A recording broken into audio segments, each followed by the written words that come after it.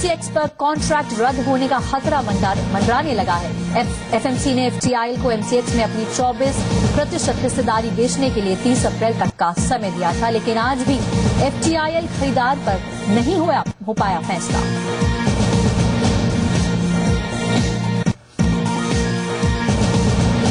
और एरा बेचने के लिए 30 अप्रैल तक का समय दिया था, लेकिन आज भी एफटीआईएल खरीदार पर नहीं हो पाया फैसला।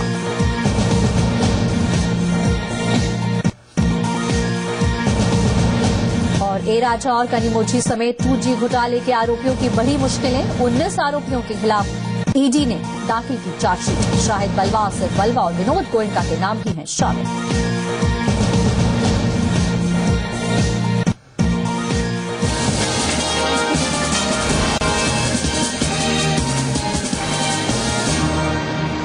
पावर्ड बाय देश के अन्नदाता की शक्ति पंप्स, प्रायोजक Fortune India's #1 cooking oil, Godrej expert rich green best ever hair colour और V guard stabilisers, India's largest selling voltage stabilisers.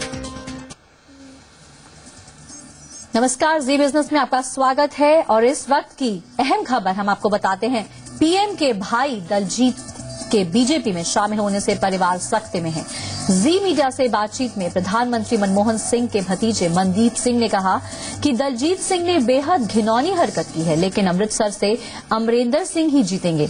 वहीं उन्होंने अखबारों में 3 करोड़ की डील की रिपोर्ट गलत बताई। मनदीप सिंह ने कहा कि हमारा परिवार दलजीत जी का बहिष्कार करेगा।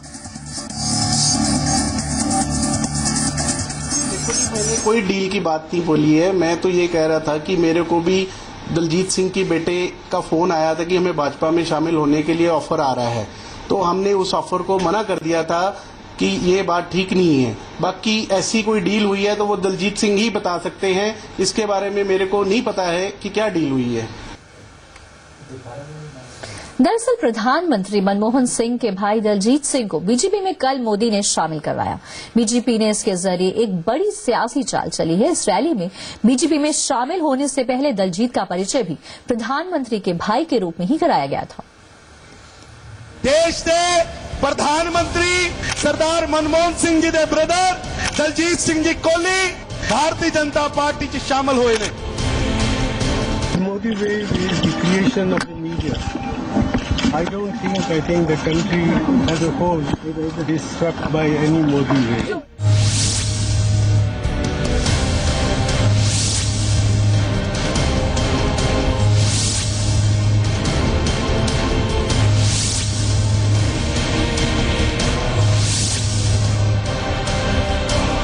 नरेंद्र मोदी के इस वार से कांग्रेस सहम गई है। मोदी के सियासी वार का कांग्रेस को कोई काट नहीं सूझ रहा। अमृतसर में प्रधानमंत्री मनमोहन सिंह के सबसे छोटे भाई ने बीजेपी का दामन थाम लिया। अमृतसर में अरुण जेटली की सभा में नरेंद्र मोदी और प्रकाश सिंह बादल की मौजूदगी में मनमोहन सिंह के भाई दलजीत सिंह कोहली बीजेपी में शामिल हो गए। बीजेपी में शामिल होते ही दलजीत सिंह ने कांग्रेस पर जुबानी हमला भी बोल दिया। मेरे बड़े भाई डॉक्टर मनमोहन सिंह जी, जो कि एक नहायत ही शरीफ और ईमानदार इंसान हैं और जिन्होंने 10 साल देश की निष्ठावान ढंग के सेवा की है, उनके लिए मैं यही इतना ही कह सकता हूँ। वो जो करना चाहते थे वो उनकी पार्टी की वजह से या उनके अलायंस की वजह से नहीं हो पाया। मोदी साहब आएंगे तो जो उनके बचे काम है वो करेंगे।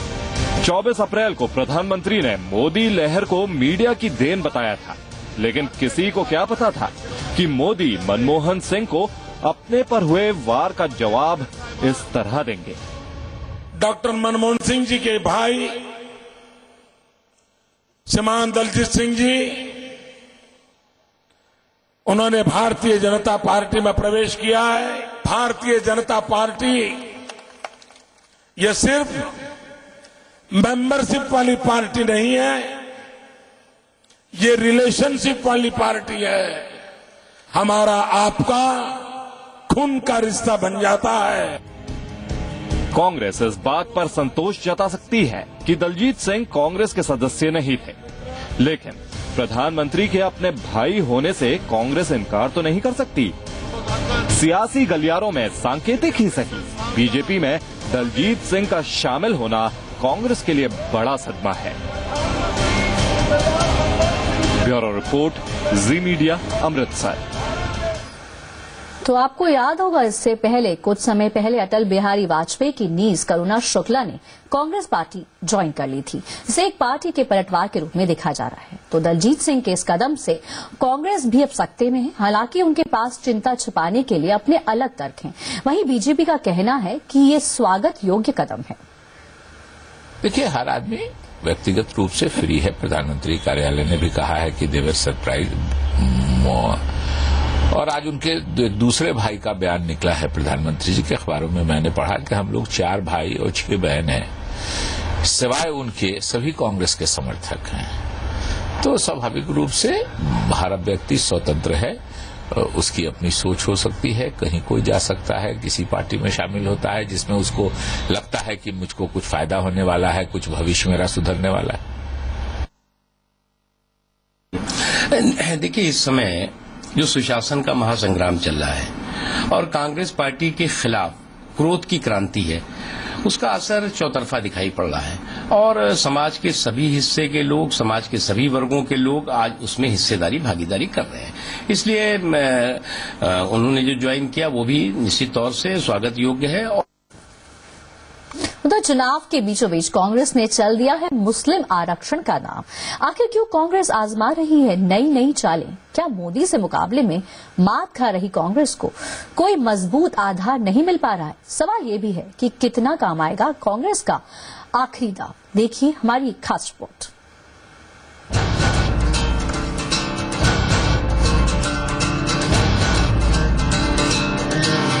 कहते हैं सियासत की बाजी में तरह तरह के दांव तब आजमाए जाते हैं जब आपके पास कोई मजबूत चाल न बची हो।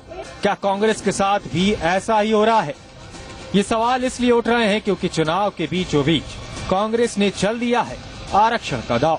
कांग्रेस ने अपने मैनिफेस्टो में बदलाव करते हुए नया वादा किया है कि अगर पार्टी सत्ता में आए तो पिछड़े मुसलमानों को ओबीसी कोटे में सब कोटा तय करके रिजर्वेशन देने का रास्ता निकाला जाएगा। इसके अलावा पार्टी ने सभी दलित अल्पसंख्यकों को अनुसूचित जाति का दर्जा देने का वादा भी कर डाला है। दरअसल अभी ओबीसी कोटे में पिछड़े मुसलमान भी शामिल हैं, लेकिन इसमें धर्म के आधार पर अलग रिजर्वेशन की व्यवस्था नहीं है। कांग्रेस ओबीसी के 27% कोटे में से मुसलमानों के लिए 4.5% का अलग सब कोटा तय करने की बात कर रही है। इसके साथ ही कांग्रेस ने सभी दलित अल्पसंख्यकों को अनुसूचित जाति का दर्जा देने का वादा भी किया है, जिससे दलित, मुसलमान और ईसाई भी इसमें शामिल हो जाएंगे। इसके बाद इन्हें भी एससी कोटे का फायदा मिलेगा। अभी अनुसूचित जाति के तहत केवल हिंदू और बौद्ध संप्रदाय के लोग आते हैं। वैसे दिलचस्प बात यह भी है कि मनमोहन सरकार ने 4.5% सब कोटे की घोषणा पहले भी की थी, लेकिन कोर्ट ने इस पर रोक लगा दिया था, क्योंकि ये एक बड़ी 20 साल से डिमांड थी मुस्लिम्स की और हम समझते हैं कि वो ठीक भी थी, इसलिए कि उनको हिस्सेदारी नहीं मिल पा रही थी। हमने तो मैनिफेस्टो में कहा है उसको परस्यू करेंगे। अब जब चुनाव में उनकी विदाई का बैंड बाजा बज गया है, तब उनको याद आ रहा है कि अल्पसंख्यकों के आर्थिक सामाजिक प्रगति के लिए आरक्षण लाना चाहिए। तो आरक्षण की अफीम से मुस्लिम वोटों के अपहरण नहीं कर सकती वो। हालांकि कांग्रेस का मोदी रोको प्लान बस इतना भर नहीं है। सूत्रों की माने तो नरेंद्र मोदी को पीएम बनने से रोकने के लिए कांग्रेस किसी भी मोदी रोको गठबंधन को समर्थन देने के लिए भी तैयार है। पार्टी सूत्रों के मुताबिक कांग्रेस के लिए उस गठबंधन का नेतृत्व मायने नहीं रखता। उधर मोदी पर हमलों की धार भी तेज कर दी गई है। कभी ABCD, कभी RSBC, कभी घर से देश तो कैसे हुआ, बल्कि बंदी तो ये जनता सब समझती है। आपके गुजरात का मॉडल भी समझती है, जिसमें आपने कौड़ियों के दाम पे हजारों एकड़ जमीन अपने दोस्तों को दी। जाहिर है रेस 2014 के आखिरी दौर में बीजेपी के चुनावी रथ को रोकने के लिए कांग्रेस ने पूरी ताकत झोंक दी है, लेकिन सवाल है कि क्या आखिरी वक्त में की गई मेहनत रंग लाएगी। ब्यूरो रिपोर्ट, जी मीडिया। लोकसभा चुनावों के सांप्रदायिक रूप देने की कड़ी में अब बहुजन समाज पार्टी की नेता मायावती भी जुड़ गई हैं। यूपी के फैजाबाद में मायावती ने मुस्लिम वोटरों से बीएसपी के पक्ष में वोट देने की अपील की है। मायावती ने कहा कि एसपी, कांग्रेस और बीजेपी को वोट देने से मुसलमानों के वोट बढ़ जाएंगे और इसका सीधा फायदा बीजेपी को होगा, इसलिए सभी मुसलमानों को एक साथ मिलकर बीएसपी को वोट करना चाहिए। मायावती फैजाबाद के जीआईसी इंटर कॉलेज में हुई जनसभा में ये बातें कर रही थी। चुनाव आयोग ने कुछ जगहों पर दोबारा चुनाव कराने के आदेश दे दिए हैं। ये चुनाव अहमदनगर और मुंबई में कुछ जगहों पर दोबारा कराए जाएंगे। ईवीएम से नकली वोट नहीं हटा पाए थे चुनाव अधिकारी, इसलिए अब इन बूथों पर 27 अप्रैल को दोबारा से वोटिंग होनी है।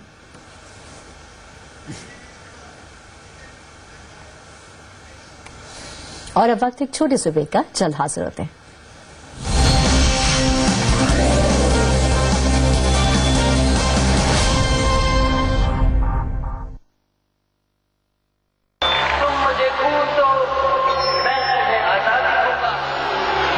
वक्त बदला और गुलामी बदली। आज खून देने से आजादी नहीं मिलती, वोट देना पड़ता है। अपने अंदर के सुभाष चंद्र बोस को जगाओ, अपनी उंगली उठाओ, अपनी ताकत दिखाओ। पैनासोनिक एयर कंडीशनर इकोनैवी टेक्नोलॉजी के साथ, जो इंटेलिजेंटली सेंस करे, एडजस्ट करे और 65% तक की बचत करे। It's one touch to change the future. Panasonic। हम है देश के अन्नदाता की शक्ति, शक्ति पंप्स। 24 शहरों में 50 से ज्यादा प्रोजेक्ट्स, 25 डिलीवर्ड, 30 से ज्यादा अंडर कंस्ट्रक्शन। इनको देख के मैं ये कह सकता हूँ, if I am the captain of the Indian cricket team, then Amrapali Group is the captain of real estate. Amrapali Group, developing India. देश भर से चुने गए दावेदारों के बीच शुरू हो चुकी है बादशाहत की जंग। Zee business presents India's biggest derivative reality show sensex का सुल्तान season 2, powered by BSE IPF। 2 मई को दिल्ली में होने वाला शो अटेंड करने के लिए दिल्ली लिखकर 57575 पर SMS करें। Technology partner Videocon DDB। DDB नहीं तो टीवी नहीं। जब सरोकार से दूर हो सरकार, जब हाशिए पर हो आम आदमी के अधिकार, जब जरूरतों पर हावी हो जाए बाजार, जब देश के सामने खड़े हों कई अहम सवाल, तो जरूरी है बड़ी बहस। Big story, big debate with Amish Devgan at 8 PM। प्रायोजक है भविष्य का निर्माण आपके लिए।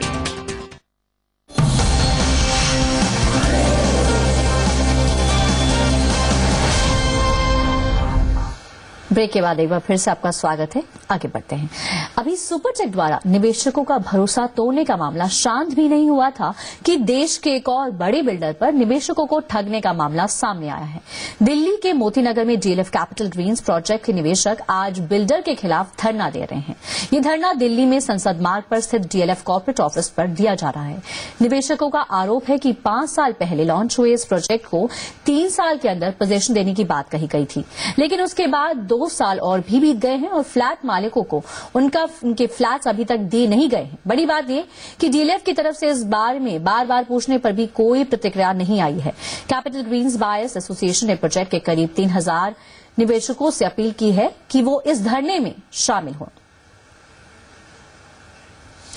इस पर ज्यादा जानकारी के लिए हमारी सहयोगी शिल्पी हमारे साथ जुड़ रही हैं। शिल्पी, 2009 का मामला है। 34 महीने में कंपनी ने कहा था कि बायर्स को फ्लैट्स मिल जाएंगे।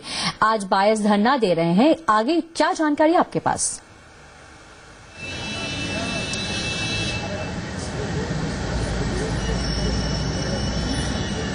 शिल्पी, आपको हमारी आवाज आ रही है। 2009 का मामला है। DLF ने कहा था बायर्स को प्रोजेक्ट 34 महीनों के अंदर पोजीशन मिल जाएगा।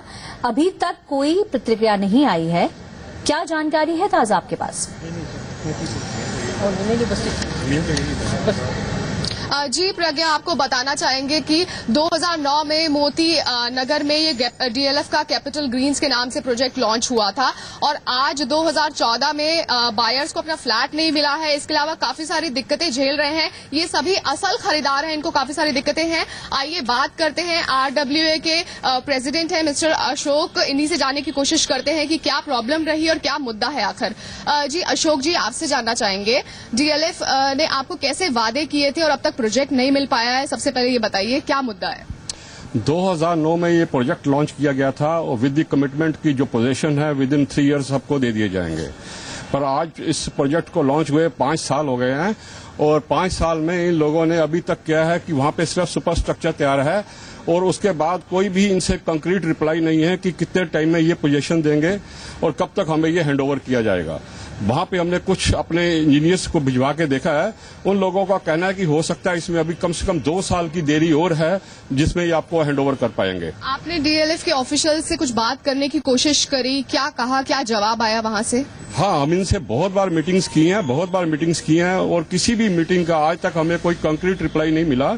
अभी लास्ट मीटिंग भी हमारी जो हुई है, इनकी जो मैनेजिंग डायरेक्टर हैं अनंता सिंह, उनसे भी बात हुई थी। उसके बाद उन्होंने हमें बोला गया था कि आपको जो है इसकी हम रिप्लाई देंगे और अभी हमारे पास जो रिप्लाई आई है उसी में कोई स्पेसिफिक डेट नहीं है, सिर्फ फाइनेंशियल ईयर में उसका जिक्र किया गया कि आपको ये हम बताया जाएगा और अभी भी हमारे पास कोई ऐसी रिप्लाई है जिसके ऊपर हम रिलाई कर सके। सर, पेनल्टी क्लॉज होता है अगर प्रोजेक्ट डिले होता है तो आपको वो देने का वादा किया है, आप कह रहे हैं प्राइजेस भी बढ़ा दिए गए हैं, तो ये क्या दिक्कतें हैं इनके बारे में बताइए। हाँ, बहुत सी चीजें हैं जो इन्होंने प्रॉमिस की थी, उसमें जो था इनका जो टाइम डिले पेनल्टीज हैं और उसके बाद जो इन्होंने सुपर एरिया इंक्रीज किया है उसकी भी एक रेशियो सेटल थी जो हमारे एग्रीमेंट में थी। पहली बात तो मैं कोई और चीज कहना चाहूंगा, इन्होंने एग्रीमेंट जो है बिल्कुल वन साइडेड बनाया होता है इन लोगों ने और इस तरह का एग्रीमेंट होता है कि उस वक्त इसमें इतनी सी क्लासेस होती हैं जो इन्होंने वन साइडेड लिखी होती हैं और उसके मुताबिक भी इनको जो है हमें पोजेशन देने का टाइम और वो चीजें जिसको ये खुद ही फॉलो नहीं कर पा रहे हैं। तो प्रज्ञा, आपने देखा कि काफी सारे बायर्स हैं, आज यहाँ डीएलएफ के ऑफिस के बाहर प्रोटेस्ट करेंगे और अपना धरना प्रदर्शन करेंगे। डीएलएफ तो इससे बात करने की भी कोशिश करेंगे, देखते हैं कि आज क्या हो पाता है यहाँ पर। जी शिल्पी, इसमें कॉस्ट, इस तरह के मामलों में कॉस्ट इम्प्लीकेशंस भी होते हैं, डिले के कारण डिले पेनल्टी का भी मुद्दा होता है। कब तक धरना रहेगा इनका और क्या उम्मीद है डीएलएफ की तरफ से कब तक प्रतिक्रिया आएगी? जी चलिए संजय, हम आपसे जानना चाहेंगे, आप हमें बताइए कि क्या आज का पूरा दिन का प्लान है, आप क्या करेंगे, कुछ मार्च निकालेंगे डीएलएफ के खिलाफ या क्या होगा? अभी हमारा प्लान ये है कि यहाँ से हम गैदर होके जंतर मंतर जाएंगे और वहाँ पर डिमॉन्स्ट्रेशन करेंगे, क्योंकि पुलिस ने हमें जो है डीएलएफ की वजह से या किसी भी वजह से हमें परमिशन नहीं दी है यहाँ पर प्रोटेस्ट करने की, तो इसके लिए हम जंतर मंतर जाएंगे। मैं एक चीज ये कहना चाहूंगा कि इतना बड़ा डीएलएफ बिल्डर है लेकिन उसका behaviour just like a common builder है, उसमें कोई डिफरेंस नहीं है कि एक छोटा बिल्डर और एक डीएलएफ बिल्डर में।